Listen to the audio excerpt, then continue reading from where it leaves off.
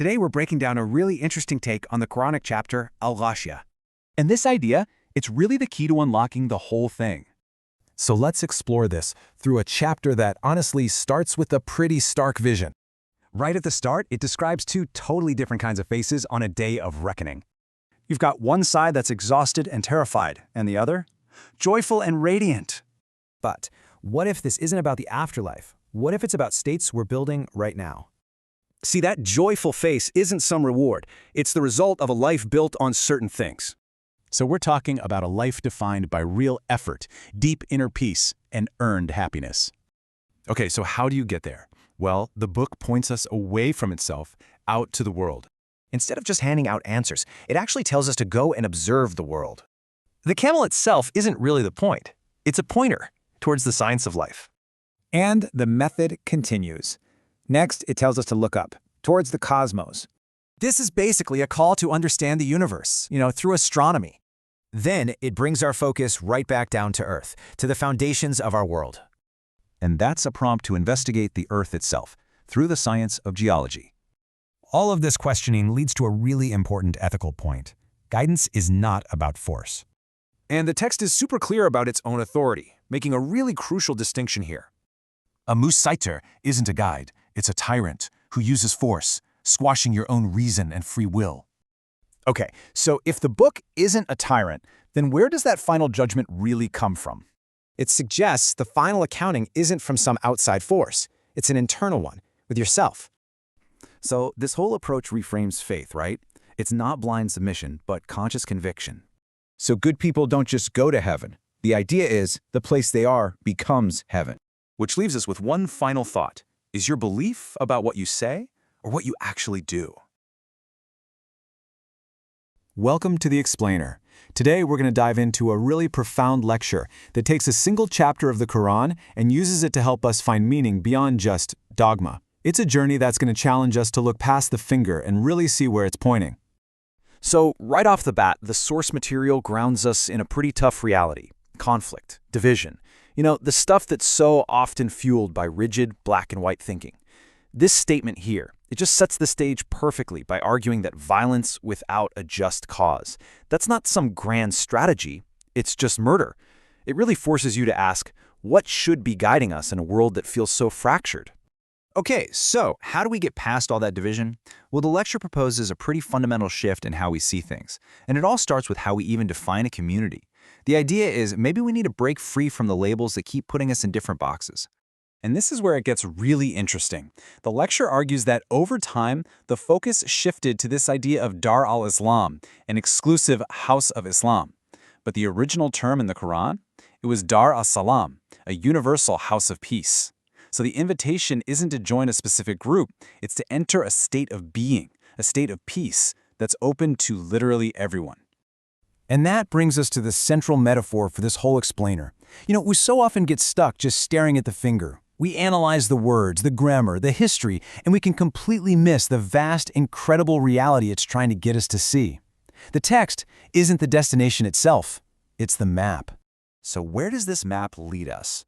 The argument here is that sacred texts aren't supposed to be encyclopedias. They're more like teachers of method. They're not there to just give us all the answers, but to teach us how to find them by pointing us to the main source of knowledge, the world all around us. The text doesn't just give you a list of facts, it gives you prompts. It says, look at the camel, The sky, how it is raised. the mountains, how they are fixed, And the earth, how it is spread out. See?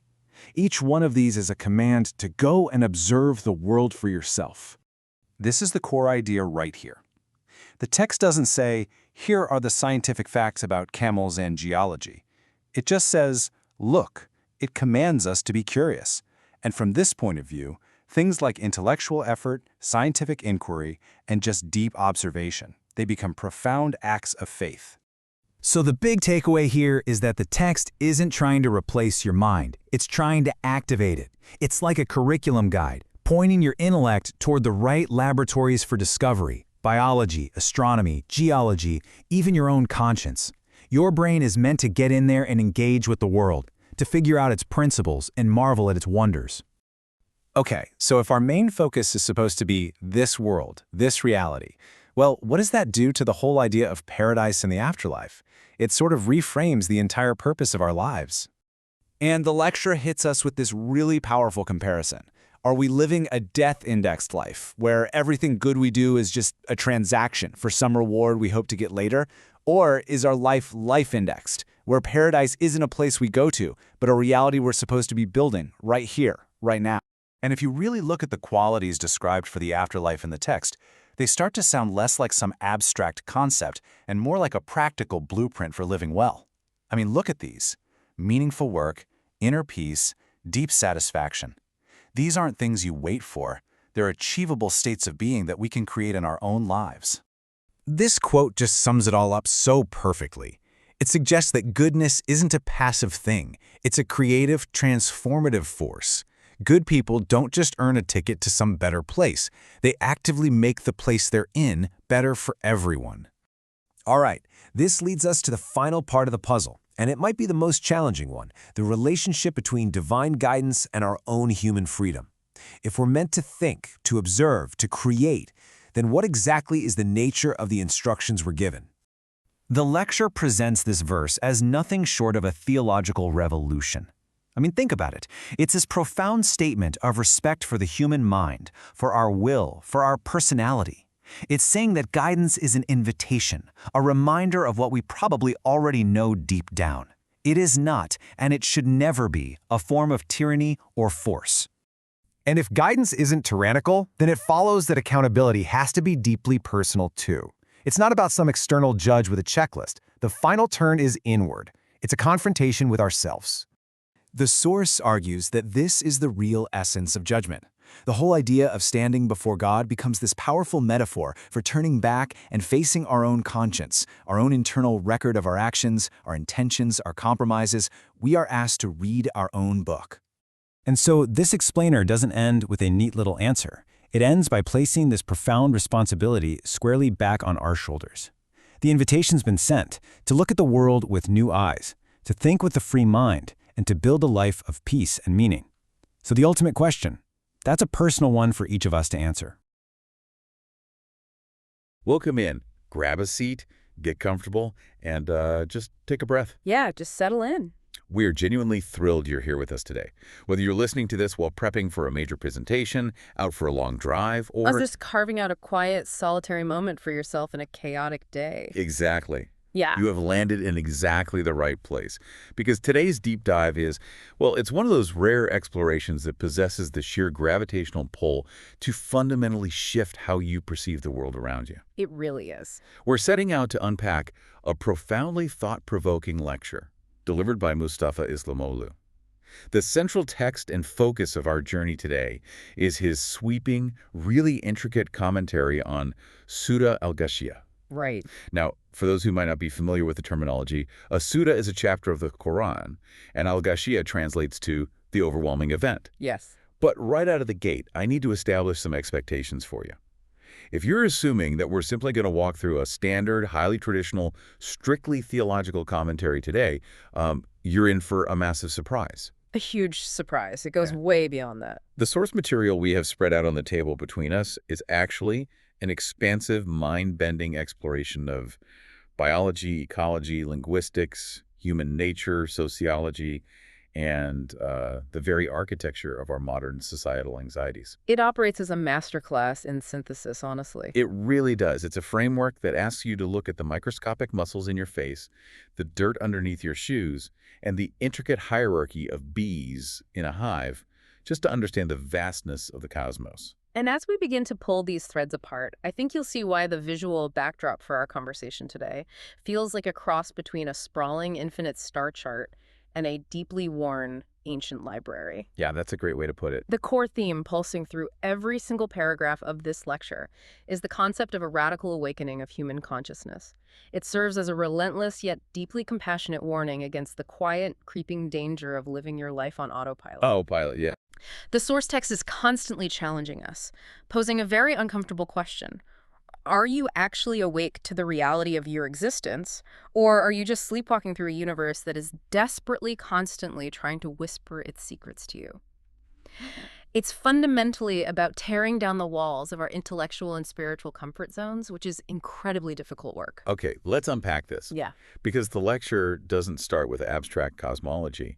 It starts by completely dismantling and rebuilding a word that we hear in the news, in culture, and in daily life all the time: Islam. Right. The source argues right at the very top of the commentary that the fundamental foundational meaning of Islam is peace. Peace, yes. But the speaker is very careful to clarify that this isn't just some abstract diplomatic peace treaty.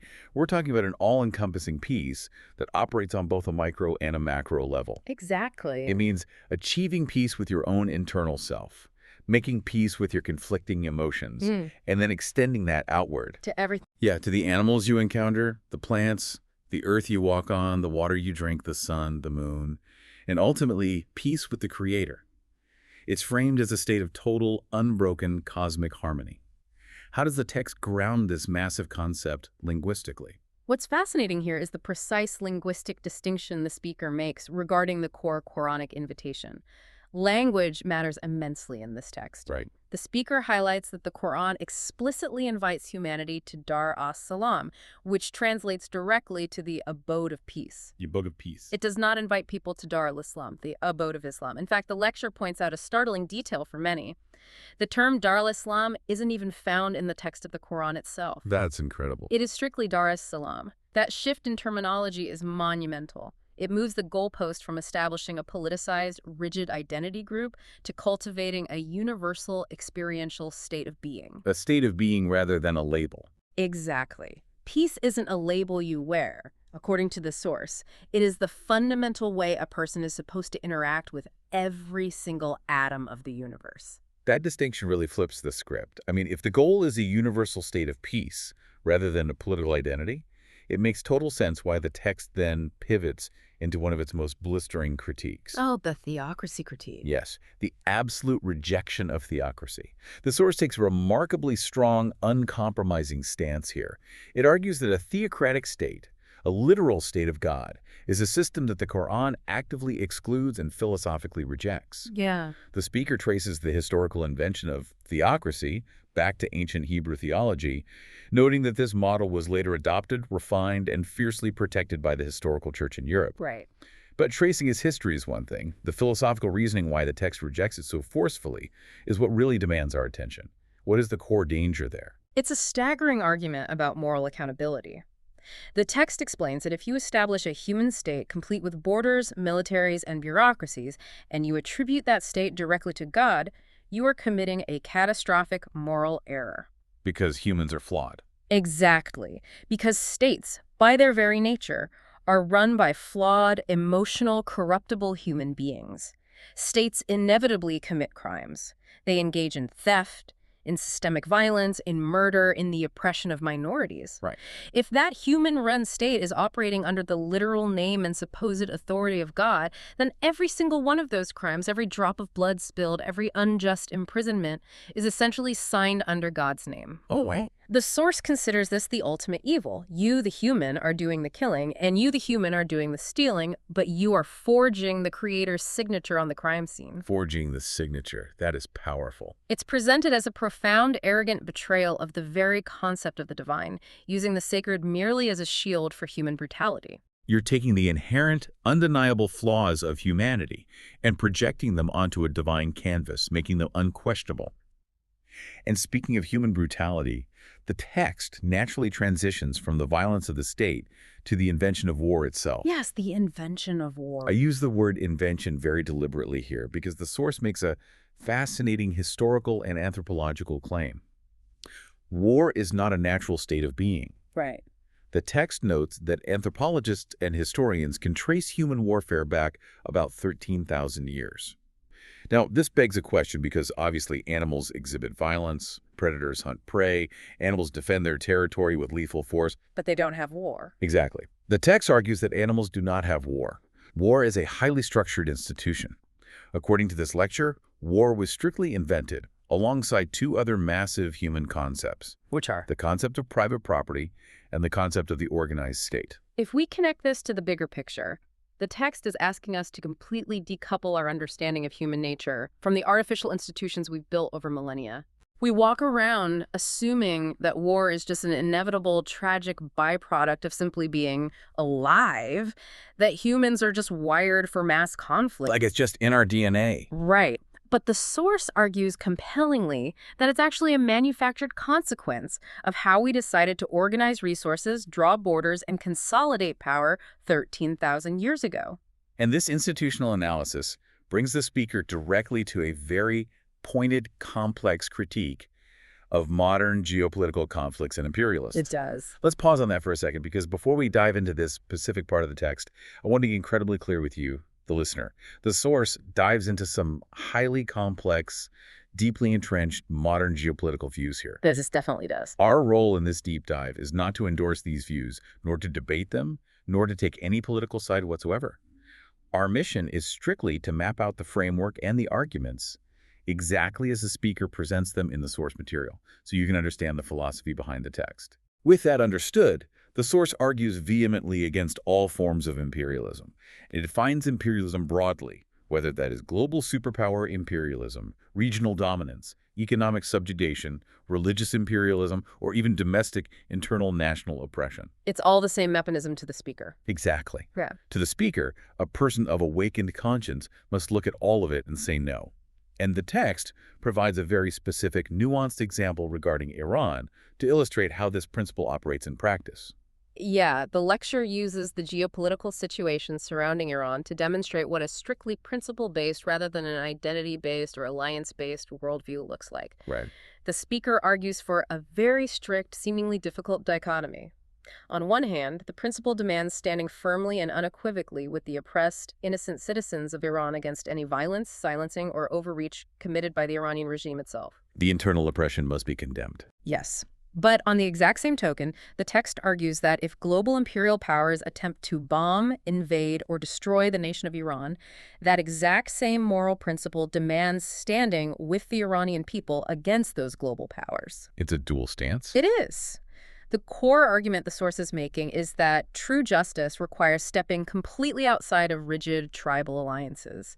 You do not side with a regime blindly, but you also do not side with global destroyers blindly. Right. You look past the flags and the governments, and you side with the innocent. You side with the oppressed, regardless of who is holding the weapon. It's a framework that refuses to let you take the easy way out of a complex situation. And the speaker points out how this clear, principle-based thinking gets completely muddied and destroyed by the folly of sectarianism. Oh, sectarianism, yes. Sectarianism, the text argues, is essentially a cognitive disease that blinds us to the present moment. And to illustrate just how absurd and destructive this gets, the source shares an incredible, darkly comedic historical anecdote. I love this story. It's wild. For some context, the Janissaries were the elite infantry units that formed the Ottoman Sultan's household troops and the first modern standing army in Europe. The story goes that there are two ignorant Janissaries walking the streets of Istanbul, and they are brutally beating a Jewish man. Okay. A passerby intervenes, horrified, and asks why they're doing this. The Janissaries yell, "Because you killed our Jesus!" The poor man, battered and confused, cries out, "But that happened 2,000 years ago." And the Janissary says, "So what? I just heard about it today." it's a brilliant, albeit deeply tragic, illustration of human psychology.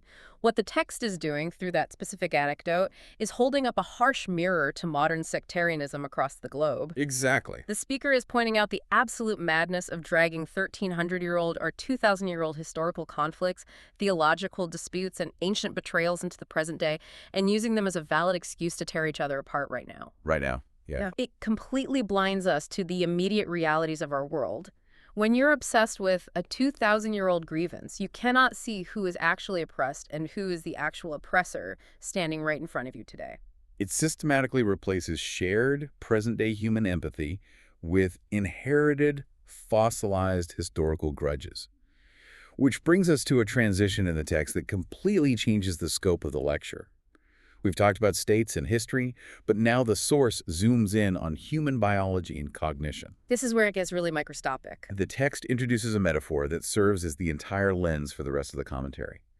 Look at the finger points, not at the finger itself. Right. And the speaker doesn't just offer this as a cute fortune cookie proverb. He roots it deeply in evolutionary biology. The text brings up the scientific fact that the genetic difference between a human being and a chimpanzee is a mere 1.3%. It's such a tiny margin. We share roughly 98.7% of our entire genetic code with them. But that tiny 1.3% is where the magic of human consciousness happens. The text points out that if you point your finger at a treat or an object for a chimp, or even a dog, the animal will almost always just stare blankly at your physical finger. They might even sniff it. They don't make the connection. Exactly. The uniquely human cognitive trait, the massive leap contained in that 1.3% gap, is the ability to look past the physical finger, understand the invisible line of intention, and see what's actually being pointed at in the distance. This raises an incredibly important question for anyone engaging with this text. How often are we, as supposedly highly advanced, conscious humans, just staring blankly at the finger? Well, that's a great question. The speaker applies this biological metaphor directly to the concept of religious revelation in Scripture. The text analyzes the Arabic word Vahi, which is typically translated into English as revelation, and the word Ayah, which translates to verse or sign. The speaker notes that linguistically, these words literally connote a silent gesture, a subtle whisper, a quiet pointing of a finger toward a greater truth. They do not mean shouting, they do not mean sloganeering, and they certainly do not mean throwing rigid facts at someone's head to win an argument. A silent gesture. Yes. The verses of the Quran, the text argues, are just the physical fingers. The ultimate tragedy of human religion is that people spend their entire lives staring at, fiercely debating, and violently obsessing over the physical finger of the text, the ink, the paper, the literalism, while completely ignoring the vast universe, the intricate nature, and the deep human condition that the text is desperately trying to point toward. Exactly. A sign on a highway is meant to be followed to your destination, not pulled out of the ground and worshipped on the side of the road. That's a perfect way to phrase it. And the source makes a beautiful, subtle observation about the nature of this silent pointing. In our modern, hyper-connected world, we are completely conditioned to respond to the loudest voice in the room. Social media, politics, even theology, it's all about who can scream the loudest. Whoever has the biggest megaphone. Right. But the text warns that in any conflict or argument, the one who is shouting the loudest, the one who is aggressively sloganeering and throwing a public tantrum, is usually the one who is fundamentally wrong. Yeah. The profound, quiet truth of this is that the people whose rights are actually being stolen, the ones carrying the heaviest societal burdens, are often the quietest. They don't have the platform or the energy to shout. Revelation, much like actual truth, is a quiet gesture meant for an observant mind. And ignoring those quiet gestures, ignoring the subtle signs of nature and reality, leads to what the text describes with a chillingly effective medical metaphor, the danger of the comfort zone. Here's where it gets really interesting. The speaker compares settling into a routine, unquestioning comfort zone to a literal form of mental dementia or Alzheimer's. Wow. In Alzheimer's disease, you physically have a rusting, a breakdown of communication and synaptic pathways between brain cells. The text argues that when we take the miraculous, infinitely complex mechanics of nature for granted... Like waking up and expecting the sun to rise. Exactly. When we just expect the sun to rise, expect the water to flow from the tap, expect the Earth's gravity to hold our feet without a second thought, our consciousness literally rusts. We stop observing. We fall asleep at the wheel of our own existence. It's terrifying when you really think about it. We get so incredibly used to the routine of survival that we become totally blind to the miracle of it. We really do. The text challenges you, the listener, to perform a thought experiment right now. Imagine if those quiet, reliable constants suddenly vanished. What if you woke up tomorrow and the sun just didn't rise? Or what if the soil beneath your house suddenly turned chemically toxic overnight? We walk around with this rusted, complacent consciousness, completely failing to realize the catastrophic, world-ending implications if the delicate, silent balance of the nature we ignore were to snap. Which serves as a perfect conceptual bridge into how the text redefines the very idea of the apocalypse, or Qiyamah, which is the central subject of Surah Al-Ghashiyah. Yes, let's get into that. Traditionally, when people hear the word apocalypse, their mind immediately goes to Hollywood imagery. Physical destruction, meteors, fire raining from the sky, the literal end of the physical world. Right, the end times. But the text clarifies that the linguistic root meaning of Qiyamah in the Quran is actually resurrection or standing up. It isn't just about rocks falling from space. It is a massive, unavoidable moral awakening. The moral reckoning. It is a moment of profound, terrifying reckoning where that rusted, Alzheimer's-afflicted consciousness we just talked about is violently forced to snap awake and finally look at the raw reality of its own actions and the universe it ignored. And the way the lecture visualizes this awakening is so unexpectedly grounded. It doesn't use abstract spiritual terms. It analyzes the literal physical anatomy of the human face. The muscle counts, yes. It asks us to think about the muscles we use every day. The text contrasts the two types of faces described on this ultimate day of reckoning. First, the text describes the faces of hell. Okay. These faces are depicted as terrified, absolutely exhausted, frozen in misery, worn out from a lifetime of futile, misdirected, angry effort. And the speaker drops this incredible piece of biological trivia to make the point. It takes 120 different microscopic facial muscles working together to create a frown. 120 muscles just to hold that expression. Just to hold a human face in a state of rigid anger, resentment, and misery. Contrast that heavy physical burden with the faces of heaven described in the text. These faces are described as radiant, completely joyful, experiencing a profound, deep inner peace that physically blooms on their skin like flowers opening to the sun. And the biological counterpoint to the frown. It takes only 12 muscles to smile. What? The text poses a brilliantly simple yet philosophically devastating question to the listener. Why on earth would you exhaust yourself, burdening your physical body and your soul by constantly firing 120 muscles of misery, resentment, and bitterness when you could navigate the exact same world using only 12 muscles of joy, acceptance, and peace? Why exhaust yourself? It's such a perfect, tangible encapsulation of how carrying hatred and grievance isn't just a spiritual failing, it is a massive physical and energetic burden. You are literally wearing yourself out. They really are. And speaking of heaven and these radiant faces, the speaker takes us on an absolutely mesmerizing linguistic journey into the Arabic root word for heaven itself. I found this absolutely fascinating. The CNN root. Yes. The root of the word consists of 3 letters, C-N-N. And the text explains that this root fundamentally means something that is hidden, covered, shielded, or protected from immediate view. This is one of those profound moments of synthesis in the text, where linguistics and theology perfectly align.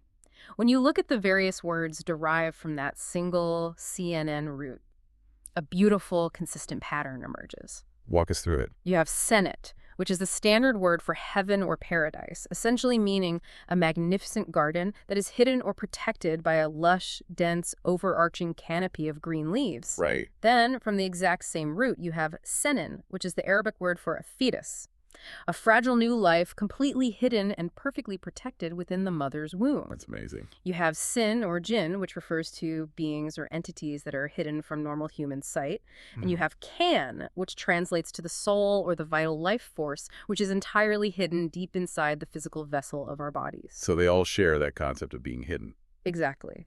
The philosophical thread connecting all of these distinct concepts is that true beauty, true potential, and true sacred life are often deeply hidden. They require protection, they require nurturing, and most importantly, they require a conscious effort to discover. That reframes everything. It means paradise isn't just sitting out in the open. It's something protected that must be uncovered or grown. And the text uses this understanding of Senate to demand a massive paradigm shift in how we live our lives. The shift away from the death-indexed view. Yes. The speaker forcefully argues against what he terms a death-indexed view of heaven. Too often in religious communities, people view heaven as a cosmic waiting room, a VIP lounge that you only get to enter after you physically die, provided you've suffered enough and followed the rules here on Earth. Right. The source completely rejects that passivity. It calls instead for a life-indexed heaven.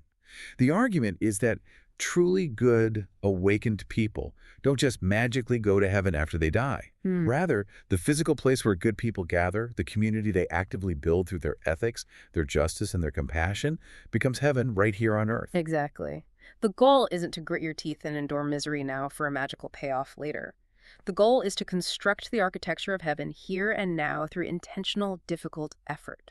To drive this home, the text contrasts 2 specific concepts, say, which translates to genuine effort, striving, walking the walk, and physical measurable action, versus lack, which represents empty chatter, useless gossip, and performative loud noise. You cannot build a life-indexed heaven with lack. You can't talk a better world into existence. It strictly requires the sweat, the silent intention, and the grueling work of say. Which means we need a blueprint for that effort. If we're supposed to be building this, where do we find the instructions? This brings us to a massive pivot in the lecture. Nature is the ultimate textbook. Yeah. The source points out how the Quran is constantly, almost obsessively swearing by natural phenomena. It doesn't swear by theological concepts. It swears by the sun. It swears by the moon. It swears by the morning light, the passage of time, the shadows. Right. It explicitly commands humans to observe the camel, to look up at the sky, to study the mountains, and to examine the earth. But the way the lecture interprets these commands is so incredibly refreshing. What's crucial here is how the speaker deeply contextualizes these commands. The text notes that the Quran was revealed in a very specific geographical and cultural context. The harsh desert environment of the Arabian Peninsula. So obviously they're going to talk about camels. Exactly. Naturally, it says to the people living there, look at the camel, observe how it survives. But the speaker offers a brilliant thought experiment to prove that the biological camel itself isn't the actual theological point. Right. The text argues that if this exact same revelation had been delivered to the indigenous Eskimo populations in the Arctic, the text wouldn't mention a camel, it would have commanded look at the seal. The seal. If it had come to the nomadic tribes of the Central Asian steppes, it would have commanded look at the horse. If it had been revealed to the indigenous peoples of North America, it would have said look at the bison. So the point isn't to obsess over the biology of a camel if you live in a forest. The point is the overarching command to deeply scientifically observe whatever local nature surrounds you. Your immediate physical environment is the divine textbook you are supposed to be actively studying. And to explain how we should mentally interact with this textbook of nature, the text provides what might be the most evocative metaphor of this entire deep dive. The compass metaphor, specifically related to how the Quran talks about mountains. It's a beautifully layered mechanical analogy. The text likens the human intellect and our entire spiritual and scientific journey to a drafting compass. The metal tool you use in geometry class to draw a perfect circle. Right, with the two legs. Exactly. One leg of that compass, the sharp metal point, must be firmly, immovably planted into the center of the paper. In the text analogy, this fixed leg represents the mountains. It represents your fixed, unshakable principles, your core ethical values, the unchanging anchor of your human conscience. And without that fixed, sharp point digging into the paper, you cannot draw out anything coherent. Your lines will just be chaotic scribbles. But, and this is the crucial part, if both legs of the compass are fixed and taped down, you also go absolutely nowhere. Right, you're stuck. The other leg of the compass, the one holding the pencil, must be completely, wildly free to roam. It has to spin, to explore the vastness of the paper, to learn, to adapt, to measure the entire universe. Yes. The text warns that if you are so rigid that you try to jump around the paper with both legs fixed, you aren't an intellectual explorer at all. You are just a grasshopper. Just a grasshopper. You're just bouncing around blindly without leaving a coherent, meaningful mark on the world. You absolutely need the deep, immovable roots of your principles, perfectly paired with the boundless, roaming wings of scientific curiosity. And if we allow that pencil leg of curiosity to roam, it should lead us to observe the incredible, intricate balance of the earth itself. The text marvels at what it calls the justice of geology. The justice of geology, let's unpack that. It asks us to look at how natural resources are distributed across the globe, maintaining a perfect systemic balance. Take the geography of Saudi Arabia, for instance. On the surface, it is a harsh, unforgiving, blistering desert. It is a profoundly difficult place to sustain agricultural life. But underneath that incredibly harsh surface lies unimaginable, world-shaping wealth in the form of oil reserves. Then, the text asks us to contrast this with Scandinavia, places like the coast of Norway. On the surface, Scandinavia offers breathtaking, lush fjords, abundant water, and visual majesty. It's a paradise on the surface. Of the resources? Its massive economic resources, its deep gas reserves, are cleverly, difficultly hidden far offshore, buried beneath the freezing, dangerous ocean. The earth itself acts as a teacher of balance. Where it takes from the visible surface, it gives abundantly beneath, and vice versa. Nature constantly teaches us that you have to look deeper than the immediate surface to understand the full reality and value of the situation.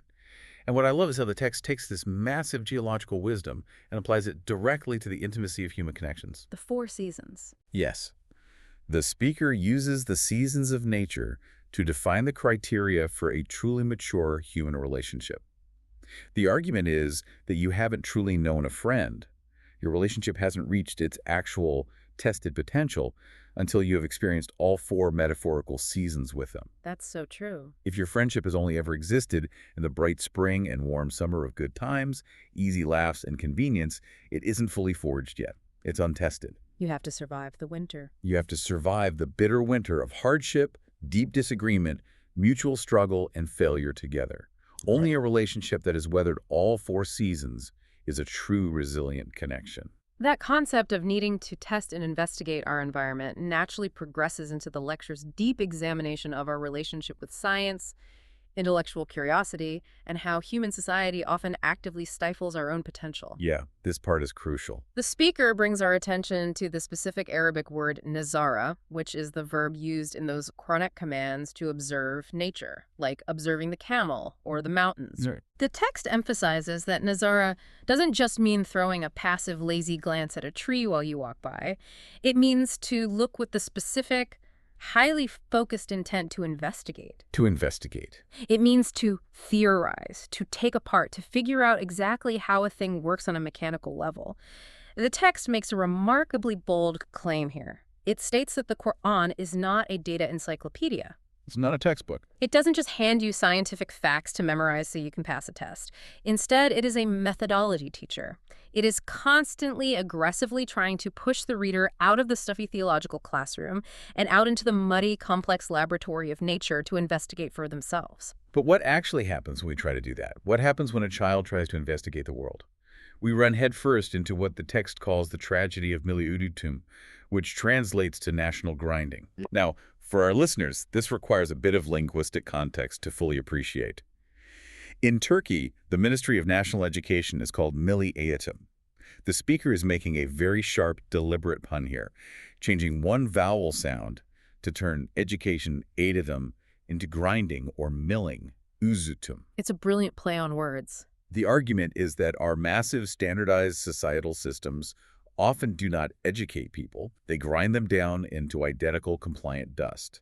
They systematically crush the messy, loud, disruptive curiosity of childhood. We've all seen this happen. Think about it. A young child reaches out to touch a strange bug in the dirt or tries to take apart a toaster to see the wires. And what does society immediately do? We yell, "Don't touch that, it's dirty. Don't break that. Stop inventing things and just sit still and memorize the textbook." We systematically, culturally kill the divine instinct for Nazara. We do. And by grinding everyone into the exact same rigid, standardized mold, we completely ignore the reality that profoundly different, highly specialized intelligences exist in the human species. Right. The text points out that human genius is not a monolith. It doesn't just look like getting an A+ on a written exam. The speaker gives wonderful examples. One person might have the kind of innate spatial and architectural intelligence where they can walk into a room and instinctively, without thinking, notice that a picture frame on the wall is crooked by exactly 1.5 centimeters. They don't need a ruler. Exactly. Their brain just feels the imbalance. Another person might look at a simple sunflower and intuitively understand the complex mathematical Fibonacci sequences and golden ratios governing the arrangement of its seeds. Which is a completely different kind of intelligence. If we force both of those incredibly unique minds into a rigid system of rote memorization and standardized testing, we don't just fail them, we lose their unique necessary contributions to the advancement of humanity. We must cultivate those diverse, bizarre geniuses, not crush them in the national grinder. Because when we crush that curiosity, when we stop looking at the dirt and the bugs, we miss the literal miracles hiding right under our noses. The text provides some stunning real-world examples of exactly this. The bacteria story. Yes. The speaker recounts a deeply frustrating story about a specific single strain of bacteria that was naturally occurring in the soil of Turkey. For centuries, local populations walked over this dirt, built houses on it, and completely ignored it, assuming it was just worthless mud. Right. But eventually, foreign scientists arrived. They took soil samples, they applied Nazara, they investigated with intent. They exported that single ignored strain of bacteria to a lab, and they used it to develop vital medications that ended up curing hundreds of thousands of people globally. It's incredible. The cure was literally under the locals' boots the entire time, but they lacked the awakened curiosity to see it. It is a stark, humbling reminder that the cures to our greatest, most terrifying ailments are almost always hidden in the things we consider lowly, mundane, or even gross. The text also mentions the incredible biological reality that the human body, our very survival, relies on roughly 1.5 kilos of foreign bacteria living inside our gut just to digest our food and keep our immune system functioning. 1.5 kilos. Culturally, we're taught to think of bacteria only as an enemy to be bleached and eradicated, but nature proves it is our vital partner. The source even highlights an individual who dedicated his entire passionate life to raising medicinal leeches. Leeches. Most people find them repulsive. Most do, but this person recognized that nature holds intricate cures in the most unexpected creatures. The answers to human suffering are all there in the natural world, waiting patiently for a mind curious enough and humble enough to decode them. And speaking of decoding nature, this brings us to what I think is the most mind-blowing biological metaphor in the entire deep dive. This is where the lecture shifts from biology into sociology. A beehive. The text asks us to closely examine a beehive, specifically the genetic difference between a tiny, short-lived, sterile worker bee and a massive, long-living, fertile queen bee. When you look at them, they seem like entirely different species. So what is the actual genetic difference between the egg that becomes a worker and the egg that becomes a queen? The answer is exactly 0%. Zero. There is absolutely no genetic predetermined difference between them. The only difference, the sole singular determining factor of their completely divergent destinies, body sizes, and lifespans is what they are fed during their larval stage. What they are fed. The larva that is selected to become the queen is continuously fed a highly nutritious, specialized secretion called royal jelly, while the larvae destined to be workers are cut off from this fuel and fed a basic diet. 0% difference in their DNA. Their entire destiny is entirely dictated by the fuel they are given by their community. If we connect this biological fact to the bigger picture, the text is brilliantly using the epigenetics of the beehive to make a profound, highly critical statement about human society, the concept of fate, and the reality of poverty. Yes, let's trace this connection. The speaker connects this royal jelly directly to human nutrition and socio-economic inequality.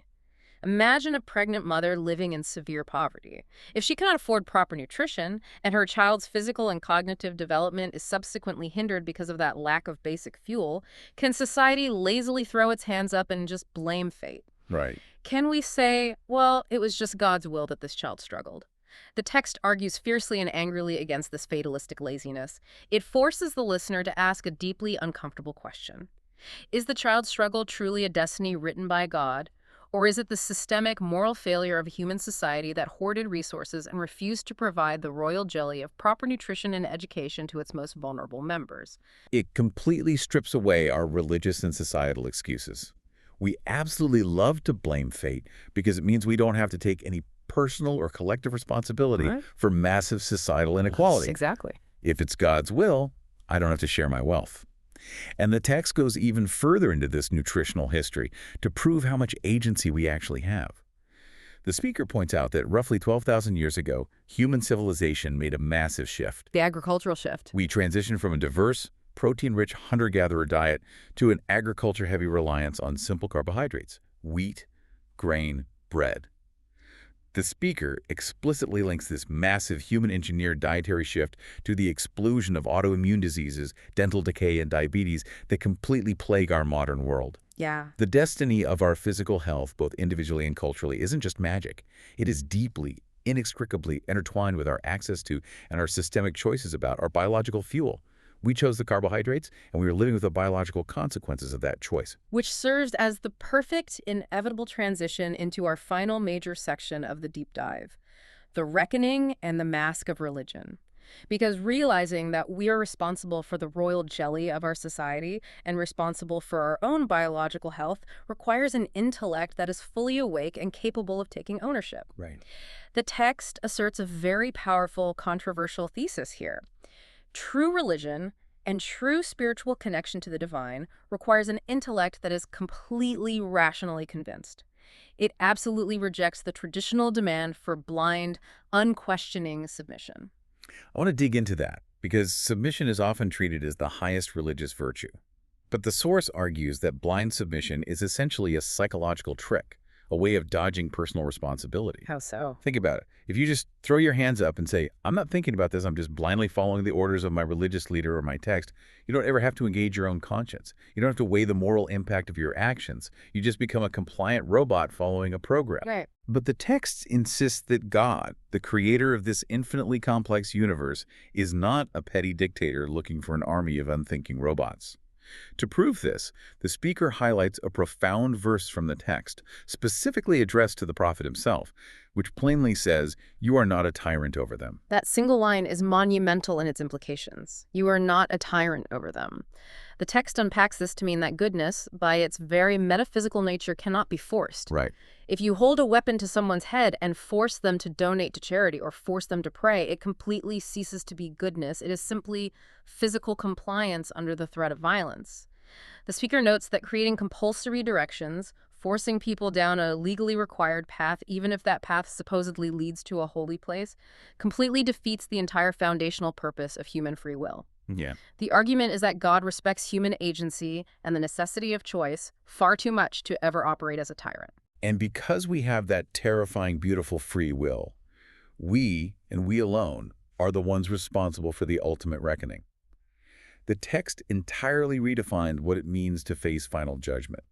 It quotes a famous phrase from the tradition, "Read your book," which is almost always interpreted as God dramatically handing you a massive physical ledger of all your recorded sins. Big ledger in the sky. Right.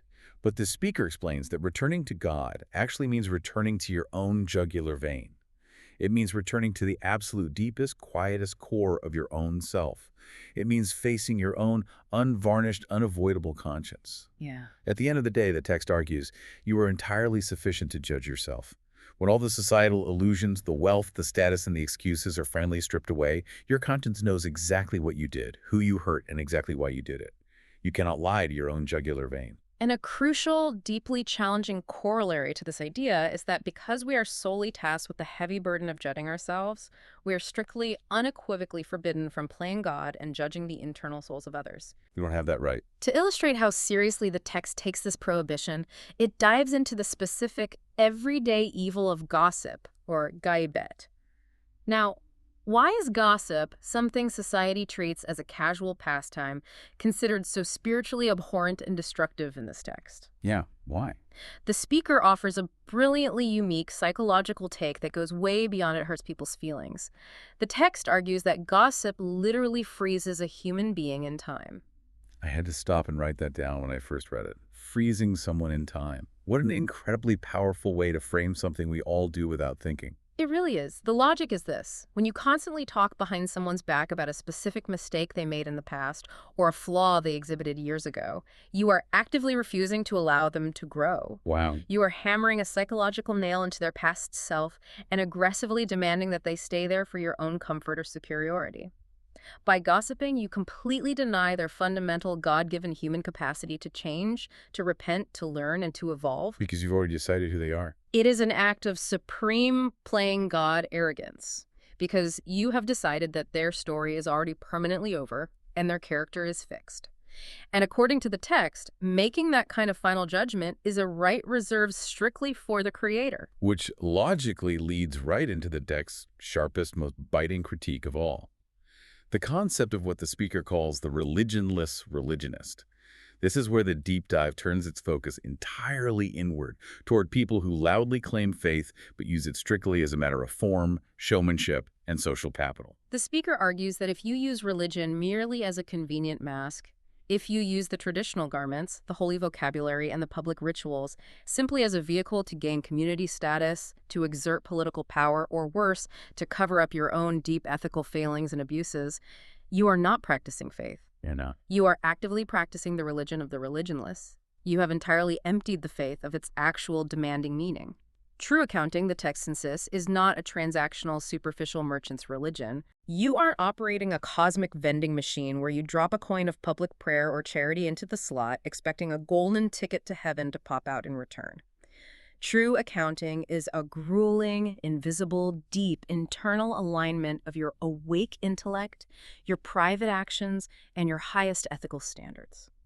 It's the massive difference between wearing the comfortable, applauded costume of goodness and actually doing the exhausting, unglamorous work of being good in the dark. And the text leaves absolutely no ambiguity about who the real, actual enemy is in this awakened paradigm. Mizalim. Yes, the speaker points out a reality that shatters most sectarian divides. The Quran does not designate people of other faiths or even people of no faith at all as the inherent enemy. The only legitimate, explicitly named enemy in the entire Quranic framework presented in this lecture is the Zalim, which translates to the oppressor, the tyrant, the one who steals the rights of others. And here is the kicker. It absolutely does not matter what faith the oppressor loudly claims to follow, what holy mask they wear, or what sacred language they speak while they oppress. If they're an oppressor, if they hoard the royal jelly while others starve, if they silence the quiet voices, they are the enemy of justice. Full stop. It is a radically, terrifyingly clarifying worldview. It entirely sweeps away the tribalism, the national borders, and the historical sectarianism we discussed way back at the beginning of this conversation. It does. It burns all of that away and leaves us with a single, unyielding, universal metric of human worth. Are you acting with justice, compassion, and peace toward the universe, or are you acting with tyranny, arrogance, and oppression? Okay, let's take a deep breath. We have covered an immense, challenging amount of ground today. We started by completely redefining Islam, taking it from a political identity and expanding it into a sweeping, cosmic, and deeply personal state of peace with the very atoms around us. We learned the vital evolutionary difference between staring blankly at the pointing finger of a religious text versus looking past it to actually read the vast, miraculous, whisper-quiet book of nature that it points toward. We realized the sheer biological absurdity of exhausting 120 facial muscles to hold a frown of bitterness when we could navigate the exact same hardships using only a 12-muscle smile. The 12 muscles, exactly. We talked about the absolute necessity of planting the sharp compass point of our core principles firmly like mountains, while allowing our minds to freely, wildly explore the universe without becoming bouncing grasshoppers. We confronted the tragedy of our educational systems grinding down childhood curiosity, the undeniable scientific reality of the queen bee, proving that our fate is often tragically tied to the socioeconomic fuel we deny each other. The royal jelly. And finally, the heavy realization that true accountability means stripping away the mask of religion to face the raw, unvarnished mirror of our own conscience. So as we wrap up this journey, what does this all mean for you listening right now? If we attempt to synthesize all of these massive, disparate threads, the critique of the Alzheimer's of our modern comfort zones, the tragedy of blindly walking past the life-saving, miraculous bacteria in the dirt simply because we weren't curious enough to look, and the stark realization that a single drop of royal jelly completely changes the destiny of the entire hive, it leaves us with a necessary, lingering provocation. What's that provocation? If the greatest scientific discoveries, the most profound medical cures, and the very mechanisms of destiny and equality are hiding in plain sight in the muddy soil we walk on and the insects we swat away, what verses of nature are sitting silently in your own daily commute? Wow. What miraculous, quiet, life-altering signs are currently completely obscured by the glowing screens of our modern, rusted comfort zones? And what if those ignored, unread verses of reality are just waiting there, hoping you will finally look up to provide the exact perfect solution to the crises you are facing in your own life right now? That is the heavy, beautiful question I want you to carry with you into the rest of your day. Look past the finger. Keep that sharp point of your compass firmly planted in your values, but never, ever stop letting your mind explore the magnificent universe around you. Thank you so much for giving us your time and joining us on this deep dive. We'll be right here waiting to unpack the next great mystery with you. Take care of yourselves and take care of each other. Welcome to today's critique, where we are examining a deeply passionate transcript exploring the Ghashiyah Surah, which redefines faith not as blind submission, but as an active, conscious engagement with the natural world. I'm your host, and we are jumping right into the feedback. Yes, thanks for having me. And let's start right with the structure. The overarching structure occasionally struggles to bridge the gap between its urgent sociopolitical commentary and its deep theological reflections on nature.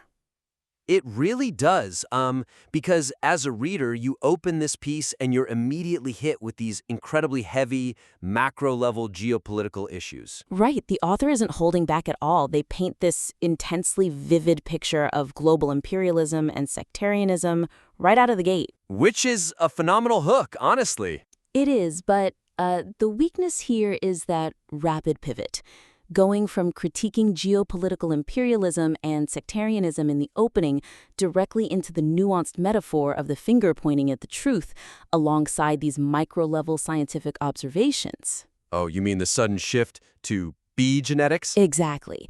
Bee genetics and the gut bacteria. It creates a completely disjointed narrative flow that can really disorient the reader. Yeah, literally within a paragraph or two, you go from contemplating the human-made hellscapes of war straight into a biology lecture. Right, and as fascinating as the 1.5 kilograms of gut bacteria might be, it gives you total structural whiplash. The thematic connective tissue just gets lost in that sheer velocity of the topic change. So, how do we fix that? Because the insight about humanity having the unique capacity to look at where the finger is pointing is profound. The suggestion for improvement is to restructure the argument to use the natural world as the foundational lens through which the socio-political issues are evaluated. Ah, okay. Yeah, they need to create a unified, unbroken thematic progression from the micro to the macro. So what would be a concrete example of laying that out? Well, one concrete example would be introducing the concept of nature as the primary book much earlier.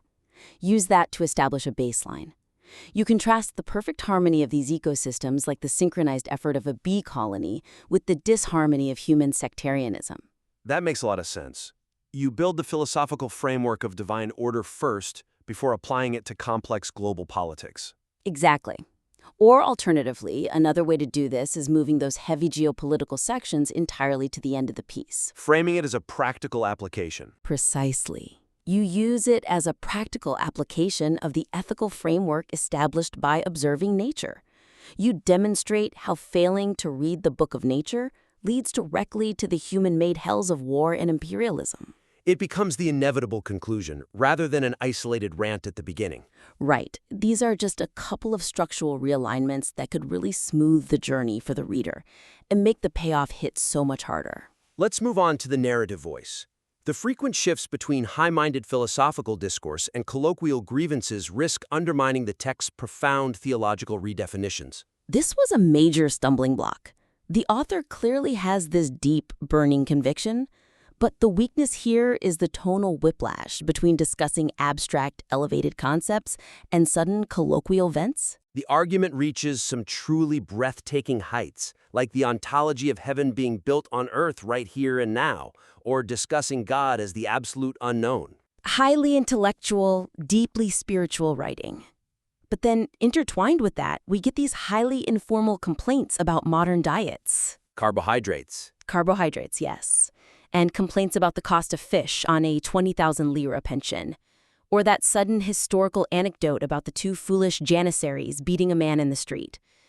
It dilutes the gravitas of the spiritual manifesto. See, I actually liked the part about the pension. It felt very grounded. It reminded me there's a real person behind the text dealing with modern struggles. It is grounded, but look at what it sits next to.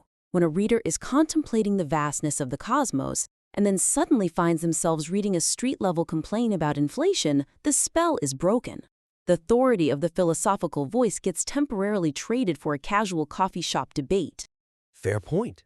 So the suggestion is to harmonize the narrative register. Yes. Harmonize it by either elevating the colloquial anecdotes to match the philosophical tone, or ensuring that everyday grievances are strictly and seamlessly framed as metaphors for the broader spiritual crisis being discussed. Let's give them some concrete examples of how to achieve this.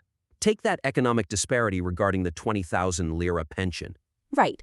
Instead of an aside about pensions or inflation, reframe it as a direct illustration of the systemic oppression that disrupts the natural divine order discussed in the Ghashiyah. It becomes a theological crime, not just bad monetary policy. It actively distances humanity from accessing the nourishment provided by the book of nature. Exactly. It elevates the colloquial into the sublime. Another approach could be applied to the educational pun used later. The text plays with the term for national education, calling it national grinding. Which currently reads like a quick, slightly cynical piece of wordplay. Right. But it could be refined into a more serious, sustained reflection on how modern rote learning systems physically suppress the divine potential or innate aptitude embedded in human nature. That ties perfectly back to their point about God creating every individual with a specific latent genius. And the same goes for the Janissaries anecdote. Use it as the ultimate historical embodiment of the dangers of passive traditionalism. If you don't use your intellect, you violently defend dogmas you don't even understand. Again, these are just a few ways to maintain a consistent, authoritative voice while keeping the relatable elements. Let's pivot to the core argument of the piece. The text brilliantly introduces the concept of active, intellect-driven faith versus blind, passive submission. But it leaves the practical transition between these two states somewhat underexplored for the audience. This deals with the primary thesis of the manuscript. The text contrasts performative compliance with what they call the religion of the free. They advocate for actively reading the universe, observing the camel, the sky, the mountains. The distinction they make between revelation acting as a methodology teacher rather than an encyclopedia is brilliant. Such a sharp paradigm shift. It is. But the weakness is that while the argument convincingly dismantles the idea of the religion of the slave, it relies too heavily on highlighting the flaws of passive belief without providing a focused, actionable roadmap for the reader to cultivate that active, liberated mindset. It's a great diagnosis, but the prescription is missing. Exactly. They expose the dangers of the religious comfort zone vividly, but leave the how completely ambiguous. If a reader has spent their whole life in inherited belief, stepping out into active intellectual faith is terrifying. Without a guide, the philosophy stays purely theoretical. So, the suggestion is to deepen the focus on the mechanics of achieving this intellectual awakening, elaborate on the specific practices or mindset shifts required to move from being a passive consumer of religion to an active, questioning reader of the Book of Nature. Let's outline some concrete examples to ground this. The text features that great anecdote about the scientist discovering medicinal bacteria in local soil. I love that part. But it just sits there as a cool fact. Right. So the author could expand that anecdote into a broader framework for how an everyday believer can practice observing and learning from nature in their daily routine. Yes. How does someone without a microscope practice this? Maybe outline a daily practice of intentional observation, spending 10 minutes studying a single element of nature, like a plant on a windowsill, and explicitly connecting that observation back to their own moral conduct. That's a great actionable step.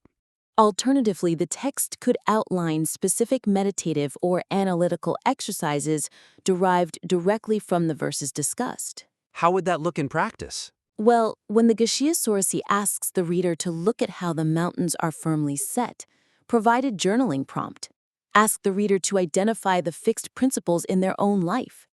Or when it talks about the sky being raised, include an exercise on examining the limits or ceilings we place on our own intellectual curiosity. I really like that. It actively guides the reader to step out of the comfort zone of routine belief and step into the curious, investigative state of a true sage. It honors the core message that true understanding requires effort. By making the abstract concrete through these kinds of exercises, the reader is actually equipped to act. And again, these are just a few possibilities to ground the high-level philosophy into practical steps. To wrap up today's critique, the source material offers a truly compelling and highly original reinterpretation of faith, intellect, and the natural world. It really does. To elevate the work further, we suggest tightening the structural flow by using the natural world as the consistent anchor for the political commentary. Also, harmonizing the tonal shifts between high theology and everyday colloquialisms. And lastly, providing a more focused, practical roadmap for readers to transition from passive submission to active intellectual engagement. We look forward to seeing how these ideas evolve and solidify, and we warmly invite you to submit your revised work for another critique in the future. Welcome to the debate. Today, we are immersing ourselves in a really provocative interpretation of Surah Al-Ghashiyah. We're exploring a profound reevaluation of Islamic eschatology, ethics, and, well, human consciousness itself. Right, and we are examining an analysis that delivers a heavy critique of formalistic religion and sectarianism. It advocates instead for a deeply rooted moral and rational accountability. But beneath this critique lies a real tension regarding the ultimate center of gravity in this theology. Exactly. The central question we are unpacking today is this. Does this framework primarily reframe religious concepts like heaven, hell, and the Day of Judgment as immediate, earthly psychological and ecological imperatives? Or does it maintain these concepts as literal, overarching metaphysical realities that must serve as the ultimate engine for human ethics? And that is the crux of it. I argue that we are looking at a fundamentally life-indexed, present tense framework, where the ultimate goal is realizing a rational ethical paradise right here and now. And I argue that while the earthly application of these ethics is undeniable, the profound moral weight of this perspective relies entirely on the awe-inspiring, unavoidable metaphysical reality of an ultimate divine reckoning. To set the stage for my position, we have to look at how radically this perspective functions as a manifesto for an earthly, rational awakening. There is an explicit rejection of what is categorized as a death-indexed theology. The Olume Endexli framework. Right, exactly. The Olume Endexli framework that constantly delays consequence and reward to the afterlife. Instead, it champions a life-indexed, or Yashama Endexli, approach. It completely redefines the very concept of Islam, not as blind, passive submission, but as active peace. And it scales this peace from the micro to the macro. Peace with one's own consciousness, peace with nature, with animals, with the cosmos, and ultimately with the Creator. There's an analogy used here of the Quran as merely a pointing finger. If you fixate on the pointing finger, you're missing the point. You must look at what it's pointing toward. And here, the direction is unequivocally toward the true book, nature, biology, and human reason.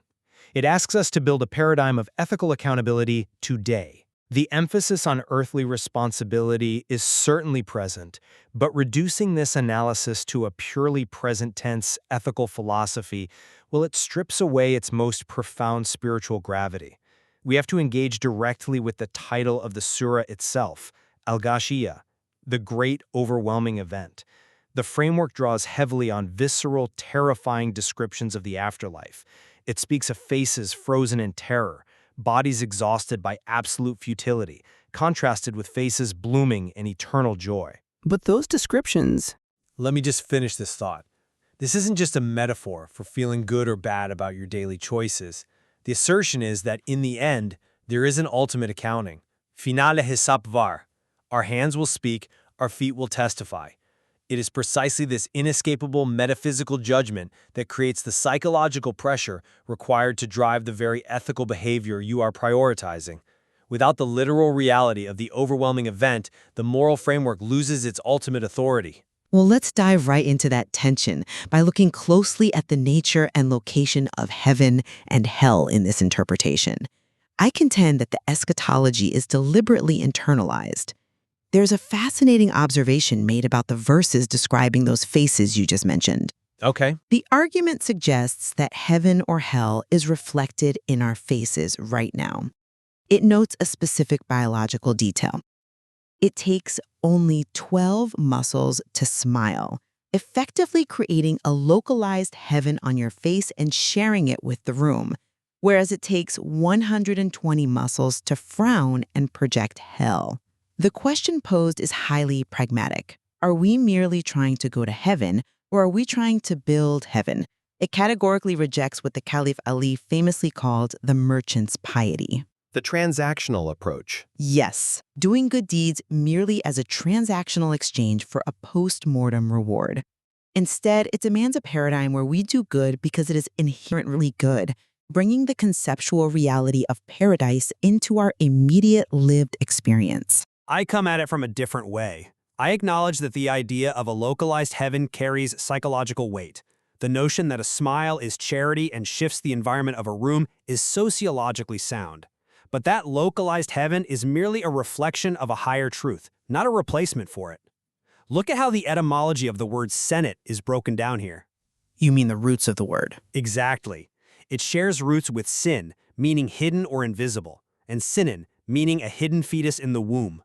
Senate is defined as a hidden, protected, exalted garden, something so overwhelmingly lush that looking up, you cannot even see the sky. This speaks to an ultimate, perfected reality that transcends our current mortal limitations. But doesn't focusing on that hidden, transcendent garden distract from the immediate exhaustion the text describes?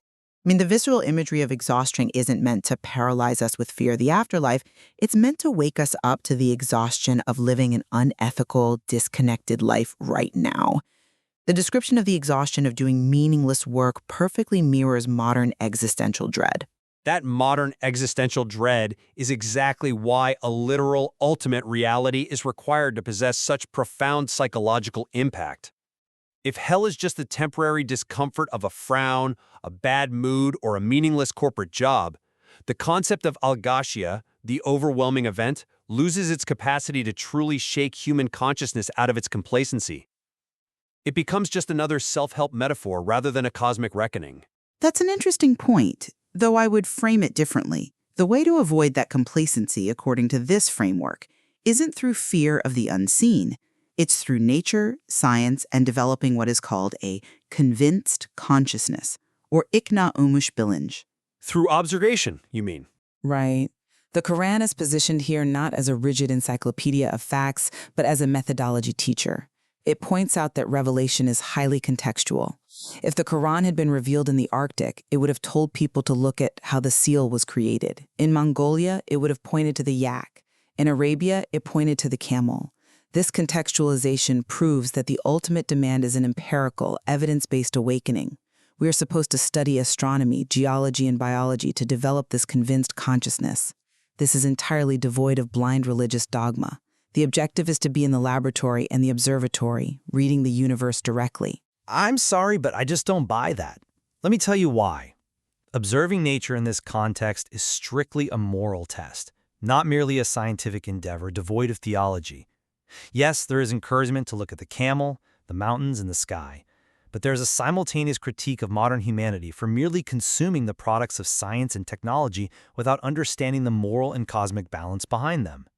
We are prompted to ask a piercing question: am I disrupting the harmony of the universe? Ahengi bozyorumuyum. The ultimate goal of looking at the camel or studying the cosmos is not just to gather biological or astronomical data. Then what is the ultimate goal, if not to understand the mechanics of the world we live in? To recognize our profound responsibility to the Creator, to return to the one who is closer to us than our jugular vein. Shah Damarananya Kunolanadinmek. Treating nature merely as a resource for data or physical comfort creates a sort of spiritual dementia.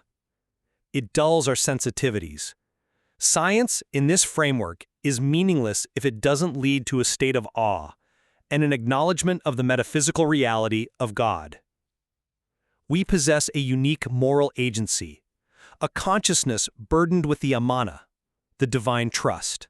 I see why you think that, but let me give you a different perspective. Awe does not equal submission in the traditional passive sense.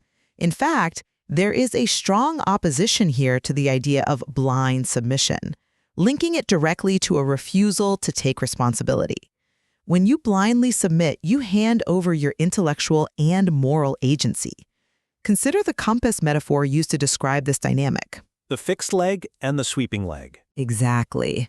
One leg of the compass is fixed in ethical principles, but the other leg must actively travel and sweep across the universe to gather knowledge. If both legs are fixed, you are stagnant. If both jump around, you have no core. I agree with the compass metaphor, but the sweeping leg is gathering knowledge to comprehend the scale of the Creator's design, not to declare human independence from it. But the act of sweeping, the scientific endeavor itself, is what liberates the believer from the tyranny of religious monopolies.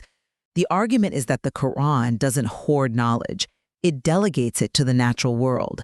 This dismantles the power of the religionist who uses esoteric dogma to control people. It empowers the individual to find truth independently through observation and reason, which strikes a massive blow against theocratic authority. It shifts the power from the cleric to the convinced consciousness of the individual. We actually find common ground on the critique of theocracy and human tyranny. The condemnation of using God's name to justify human crimes is fierce here. It's noted that when a state claims to be God's state, every theft, murder, and act of oppression it commits is effectively signed with God's name. But the mechanism used to dismantle this human tyranny relies inherently on the metaphysical reality of divine judgment. That's a compelling argument, but have you considered that human tyranny is prevented precisely by reserving absolute judgment for the divine? How does reserving judgment for the unseen prevent tyranny right now?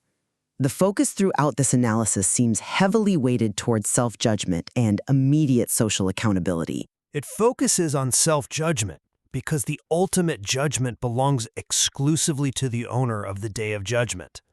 Look at how the concept of sectarianism and social cruelty is handled, specifically regarding the sin of backbiting or ghibet. Backbiting is analyzed fundamentally as a refusal to allow a person the capacity to change. When we judge someone permanently based on a past action, we are falsely claiming a divine vantage point. We are playing God. The ethical defense against imperialism, theocracy, and cruelty stems from the absolute certainty that humans are not the final judges. The metaphysical reality that God alone holds the ultimate scales is what strips the dictator, the sectarian leader, and the formalistic religionist of their power. If you remove the literal Day of Judgment, you remove the ultimate barrier against human megalomania. I'm not convinced by that line of reasoning because the emphasis on internal psychological accountability is consistently prioritized over the fear of an external judge. There's a specific reference to the concept of reading your own report card or carnet. The verse "Gefa benifsika," your own self is sufficient as an accountant against you today, is highlighted to show that the ultimate reckoning happens within the convinced consciousness. But today, in that Quranic context, often refers to the Day of Judgment itself, when the self realizes its own truth before God. Yet the application here brings it into the present. It introduces a vital paradox: the irreligion of the religionist, or deen versus deensies. The argument poses that a religionist who focuses entirely on formalistic rituals, who constantly talks about divine judgment, but harbors prejudice and sectarian hatred, is functionally irreligious. True accountability in this framework doesn't wait for a cosmic scale at the end of time. It happens in the immediate moment when a person aligns their actions with their rational understanding of ecological and social harmony. If you know that eating a certain way destroys your biology, or if you know that exploiting a neighbor destroys social trust, the judgment is immediate.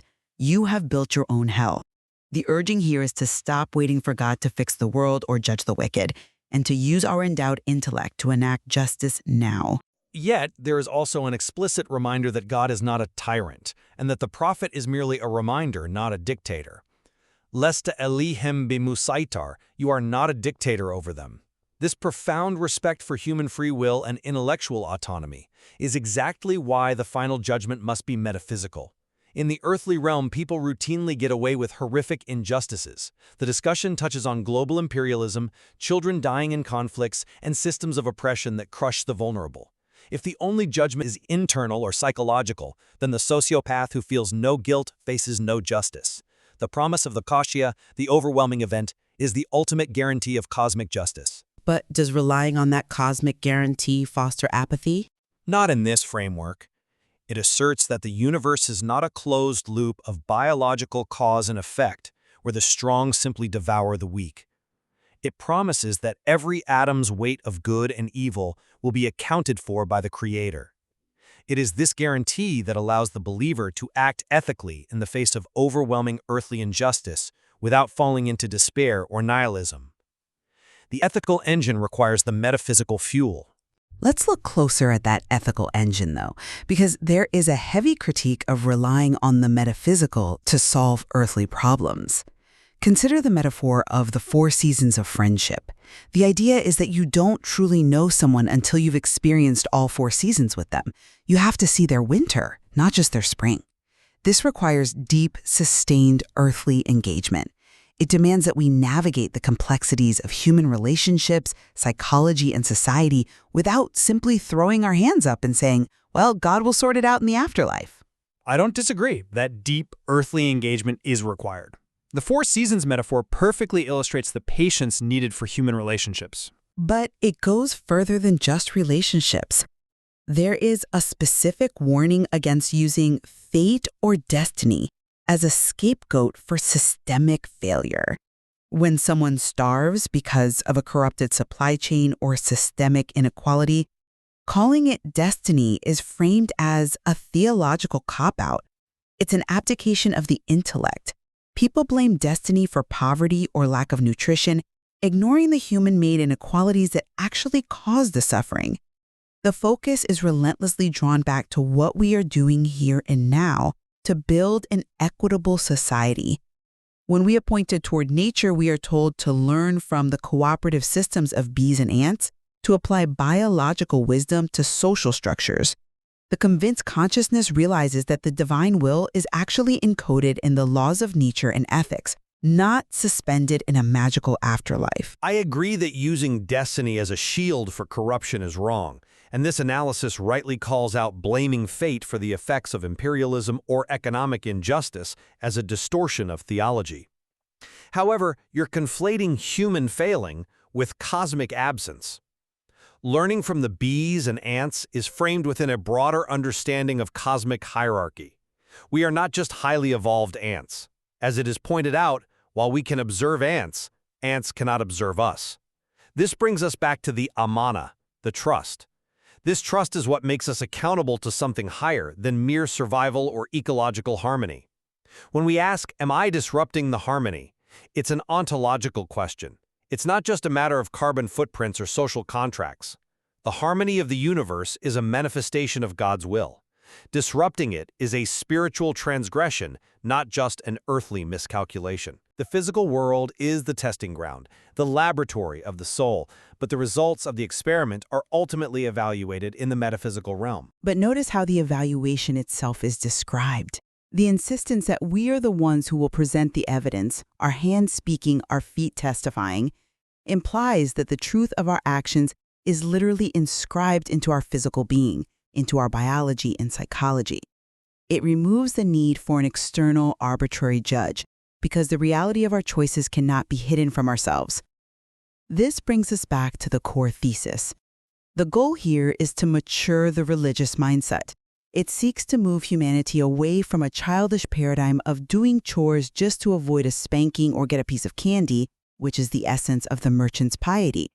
It elevates the believer to an intellectual adult who reads the universe, understands the intricate balance of physics, biology, and human sociology, and acts with moral integrity because it is the rational, harmonious way to exist. It takes the text of the Quran and turns it into a lens through which to read the real masterwork, the physical universe and human consciousness. And I would argue that true intellectual maturity, according to this framework, requires acknowledging the limits of human reason and the reality of the unseen.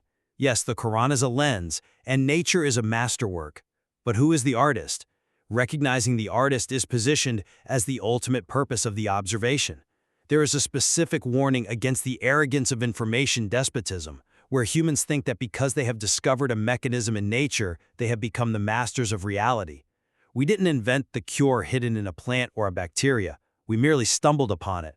The ultimate humility, the true convinced consciousness, is standing before the vastness of the cosmos, recognizing our own limitations, and acknowledging the infinite wisdom and justice of the Creator, who guarantees the final accounting.